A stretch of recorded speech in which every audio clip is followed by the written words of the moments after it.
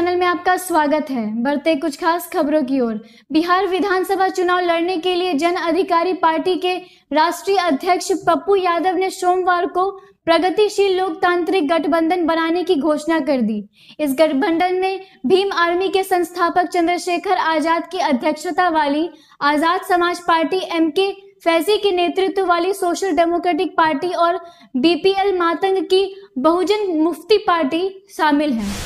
पटना आए बिहार बीजेपी चुनाव प्रभारी देवेंद्र फडणवीस ने आरजेडी नेता तेजस्वी यादव पर तंज कसते हुए कहा है, वे अपनी पहली कैबिनेट में 10 लाख लोगों को रोजगार देने के नाम पर तमंचे खरीदेंगे ताकि बिहार में फिर से अपहरण, लूटपाट उद्योग शुरू हो। उन्होंने आगे कहा, बिहार के लोगों ने 15 साल लूटमार अपराध देखा है, अब ऐसी सरकार नहीं चाहिए। सोमवार को पूर्णिया पहुंचे बीजेपी प्रवक्ता शहनवाज हुसैन ने कहा कि बिहार विधानसभा चुनाव में एनडीए को कम से कम 220 सीटें मिलेंगी। उन्होंने कहा कि सड़क, शिक्षा व स्वास्थ्य के क्षेत्र में काफी विकास हुआ है और चुनाव में विकास मुख्य मुद्दा होगा। बीजेपी प्रवक्ता के मुताबिक आरजेडी और कांग्रेस में सीटों को लेकर आपस में खींचतान हो रही है। आगामी बिहार विधानसभा चुनाव की तैयारियों की समीक्षा के लिए भारत निर्वाचन आयोग की टीम 29 सितंबर को पटना पहुंचेगी। 3 दिन के दौरे पर आ रही टीम में महासचिव उमेश सिन्हा, उप निर्वाचन आयुक्त सुदीप जैन, चंद्रभूषण कुमार और आशीष कुंद्रा समेत 7 सदस्य शामिल हैं। गौरतलब है, टीम राजनीतिक पार्टियों के प्रतिनिधियों के साथ भी बैठक करेगी। केंद्रीय स्वास्थ्य एवं परिवार कल्याण मंत्रालय के अनुसार पिछले 24 घंटे में कोविड-19 के 69,668 नए मामले मिलने से मंगलवार सुबह तक इसके कुल मामले बढ़कर 61,43,019 हो गए, जिनमें से 9,47,235 मामले सक्रिय हैं। अब तक 50,98,573 डिस्चार्ज किए जा चुके हैं। रिकवरी रेट 83% हो गया है। वहीं मृतकों की संख्या बढ़कर 96,351 हो गई। प्रधानमंत्री नरेंद्र मोदी ने मंगलवार को उत्तराखंड में नमामि गंगे मिशन के तहत 6 मेगा प्रोजेक्ट और हरिद्वार स्थित गंगा नदी को समर्पित पहले म्यूजियम गंगा अवलोकन का उद्घाटन किया। उन्होंने कहा कि अगर पुराने तौर तरीके अपनाते तो गंगा की हालत आज भी उतनी ही बुरी होती। सरकार नई सोच व नए अप्रोच के साथ आगे बढ़ी। हाथरस उत्तर प्रदेश की 19 वर्षीय गैंगरेप पीड़ित की मौत के बाद कंगना रनौत ने ट्वीट किया है, इन बलात्कारियों को सरेआम गोली मार दो। इन सामूहिक बलात्कारों का क्या समाधान है जिनकी संख्या हर साल बढ़ रही है। उन्होंने लिखा, देश के लिए दुखद और शर्मनाक दिन, हमें शर्म आनी चाहिए, हम अपनी बेटियों की उम्मीदों पर खरे नहीं उतर सके। एमनेस्टी इंटरनेशनल के अनुसार सरकार द्वारा उसके बैंक अकाउंट पूरी तरह फ्रीज करने के कारण वह मजबूरन भारत के परिचालन बंद कर रही है। बतौर एमनेस्टी पिछले 2 साल से लगातार कड़ी कार्यवाही संयोग नहीं है। सरकार ने कहा कि एमनेस्टी इंटरनेशनल को अवैध ढंग से विदेशी चंदा मिल रहा था और यह विदेशी चंदा एक्ट के तहत पंजीकृत नहीं थी।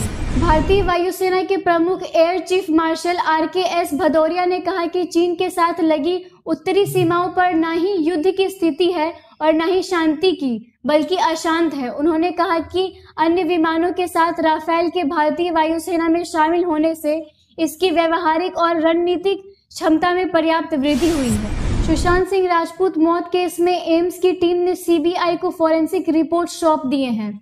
टीम को लीड करने वाले सुधीर गुप्ता ने कहा, एम्स सीबीआई में सहमति है, लेकिन अधिक विचार विमर्श की जरूरत है। तार्किक कानूनी निष्कर्ष के लिए कानूनी पहलुओं पर ध्यान देना जरूरी है। सीबीआई ने अगस्त में एम्स से सुशांत की ऑटोप्सी रिपोर्ट जांचने को कहा है। जम्मू कश्मीर पुलिस ने सोमवार को बताया कि अवंतीपोरा में लश्कर-ए-तैयब के ऑपरेशनल कमांडर एजाज अहमद रेशी समेत संगठन के 2 आतंकवादी एनकाउंटर में मारे गए हैं। डीजीपी दिलबाग सिंह ने कहा, उन्हें सरेंडर करने का अवसर दिया गया था, लेकिन उन्होंने फायरिंग की। पुलिस के मुताबिक एजाज युवाओं को संगठन में भर्ती, आतंकवादियों के आवागमन और उनके रहने आदि की व्यवस्था करता था। केरल के कांग्रेस सांसद TN प्रथपन ने केंद्र सरकार के एक नए कृषि कानून के संवैधानिक वैधता को चुनौती देते हुए सुप्रीम कोर्ट को एक याचिका दायर की है। उन्होंने आरोप लगाया है कि मूल्य आश्वासन और कृषि सेवाओं पर किसान समझौता कानून 2020 संविधान के अनुच्छेद 14, 15 और 21 का उल्लंघन है। केंद्रीय मंत्री रामदास अठावले ने सोमवार को कहा कि अगर एक हफ्ते के अंदर फिल्म मेकर अनुराग कश्यप की उन पर लगे रेप के आरोपों के संबंध में गिरफ्तारी नहीं हुई तो उनकी पार्टी आरपीआई प्रदर्शन करेगी। कश्यप के खिलाफ एक्ट्रेस पायल घोष ने एफआईआर दर्ज कराई है। अठावले सोमवार को घोष के साथ मुंबई पुलिस के जॉइंट कमिश्नर से मिले। बीजेपी के नेतृत्व वाले एनडीए को छोड़ने के बाद शिरोमणि अकाली दल प्रमुख सुखबीर सिंह बादल ने कहा कि गठबंधन ने विश्वसनीयता खो दी थी। उन्होंने कहा, पिछले 7, 8, 10 साल से एनडीए सिर्फ नाम है। मुझे पिछले 10 साल में एक दिन याद नहीं जब प्रधानमंत्री ने एनडीए की बैठक बुलाई हो। वाजपेयी के समय उचित संबंध थे।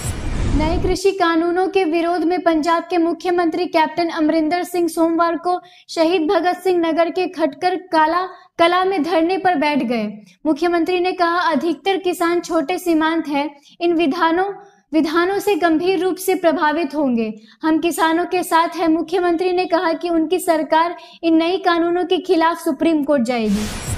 प्रयागराज में रविवार को प्रशासन ने बेली क्षेत्र स्थित पूर्व सांसद भूमाफिया अतीक अहमद के कई सहयोगियों के अवैध निर्माणों को ढहा दिया।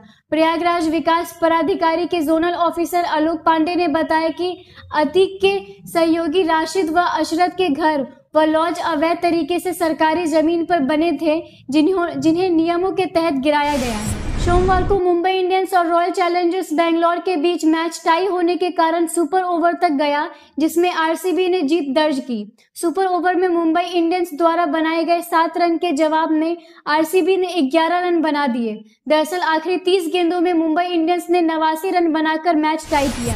द न्यूयॉर्क टाइम्स के मुताबिक अमेरिका के राष्ट्रपति डोनाल्ड ट्रंप ने 2017 में अमेरिकी सरकार को $750 आयकर दिया, जबकि उन्होंने या उनकी कंपनियों ने भारत में उसी साल $1,45,400 टैक्स अदा किया।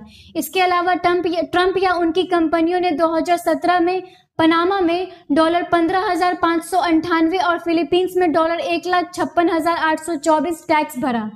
ट्रंप ने इस रिपोर्ट को फर्जी खबर बताया है। एसबीआई ने व्हाट्सएप के जरिए साइबर अपराधियों द्वारा चलाए जा रहे लॉटरी स्कैम के बारे में लोगों को आगाह किया, जिसमें वे ग्राहकों को लॉटरी जीतने के बारे में बताते हैं।